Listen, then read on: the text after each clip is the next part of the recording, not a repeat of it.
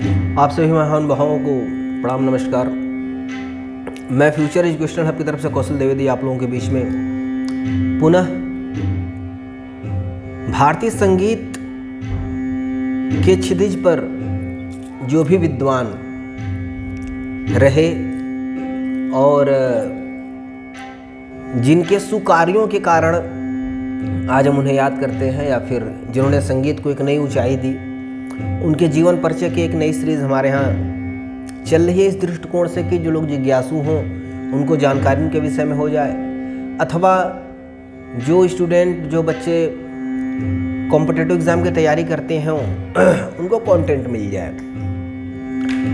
इसी सीरीज़ को आगे बढ़ाते हुए आज हम लोग चर्चा परिचर्चा करेंगे बिहार की पावन भूमि से संबंध रखने वाले राम चतुर मलिक जी का। राम चतुर मलिक जी का संबंध दरभंगा राज दरबार जो था बिहार में उससे था। दरभंगा में एक स्थान पड़ता है अमता।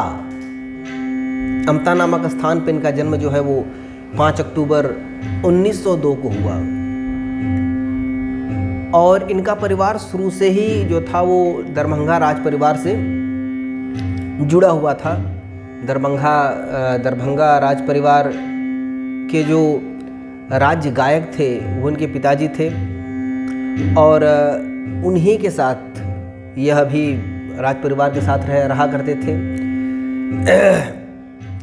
चूँकि रामवंश की एक पुश्तैनी पीढ़ी चल रही थी। रामवंश इनके पिताजी का नाम था। रामवंश की एक पीढ़ी चल रही थी और उन्हीं के संगीतकारों की लिस्ट में इनका भी नाम आया। इनके परिवार को मलिक परिवार के रूप में जाना जाता था और इनके पिता जो थे वो राज्य परिवार में गायक तो थे ही थे, साथ में वैदिक लिपियों का भी लेखन किया करते थे। अर्थात आप कह लीजिए कि लेखनी की भी क्षमता उनके पास बहुत ही अद्वितीय थी। तो इनके पास सारी गुणवत्ताएं जो थी वह पैतृक रूप में इनको मिलती गई और जीवन इनका सतत आगे बढ़ता गया। राज परिवार के लोगों में जो महाराज थे उनके छोटे भाई के साथ इनका बड़ा ही मित्रवत संबंध था। जब ये बड़े होते हैं तो बड़े होने के बाद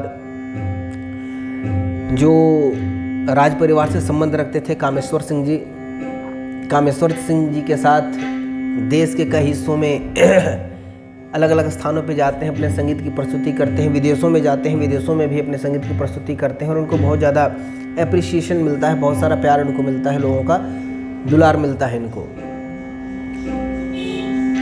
अपने जीवन काल में जब ये उत्कर्ष पे थे, उत्कर्ष के समय में इनको बहुत सारे पुरस्कारों से भी सम्मानित किया गया, जिसमें पद्मश्री पुरस्कार, तानसेन पुरस्कार, डॉक्टर ऑफ लेटर्स, संगीत नाटक अकादमी पुरस्कार, इंदिरा गांधी संगीत पीठ पुरस्कार, ये तमाम पुरस्कार इनको इनके जीवन काल में मिले। इनकी जो गायन शैली थी वह ध्रुपद गायन शैली थी।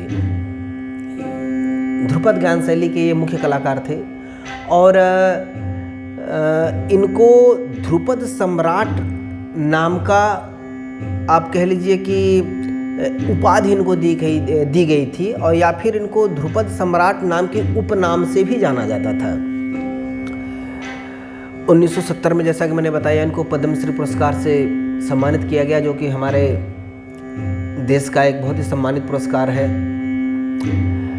और ऑल इंडिया रेडियो में भी इनको द टॉप ग्रेड का उपहार मिला। ऑल इंडिया रेडियो में गानों से बहुत बड़ी बात हुआ करती थी, वहाँ पे भी ये ऑल टाइम रिजर्व संगीतकारों में से एक थे जिनका प्रोग्राम हमेशा लगा करते थे। और बिहार का आज भी जो सबसे श्रेष्ठ पुरस्कार संगीत के क्षेत्र में है वह पुरस्कार इन्हीं के नाम पे है। पंडित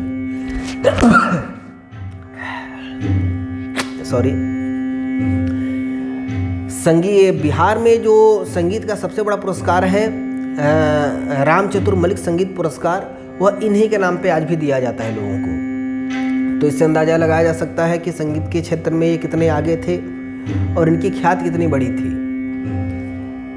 जीवन चलता गया और लगभग 88 वर्ष की आयु में 11 जनवरी सन 1990 में पटना मेडिकल हॉस्पिटल में इन्होंने अपनी अंतिम सांस ली और इस धराधाम को छोड़कर स्वर्ग को निवास कर गए।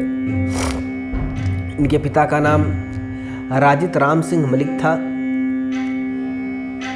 और इनके जो गुरु थे वो छतिपाल मलिक थे। उसी खानदान से थे, उसी घराने से थे, लेकिन इनको गुरुत्व जो मिला वो छतिपाल सिंह जी के माध्यम से मिला। तो एक बहुत ही छोटी सी जानकारी इनके विषय में और एक बहुत ही उपयोगी सी जानकारी जो लोग कॉम्पिटिटिव बेस पे तैयारी कर रहे हैं वो लोग इन डेट्स वगैरह को डिटेलिंग के साथ लिख लेंगे ताकि एग्ज़ाम में उनको सहायता मिल सके। और आप में से अगर कोई और इनके विषय में कुछ और जानता है तो प्लीज़ कमेंट के माध्यम से अपनी बातों को बताएं। नमस्कार। और आप लोगों से यही निवेदन है कि आप चैनल को सब्सक्राइब कर लें, शेयर करें ताकि और लोगों को भी कुछ फ़ायदा मिल सके। Thank you so much.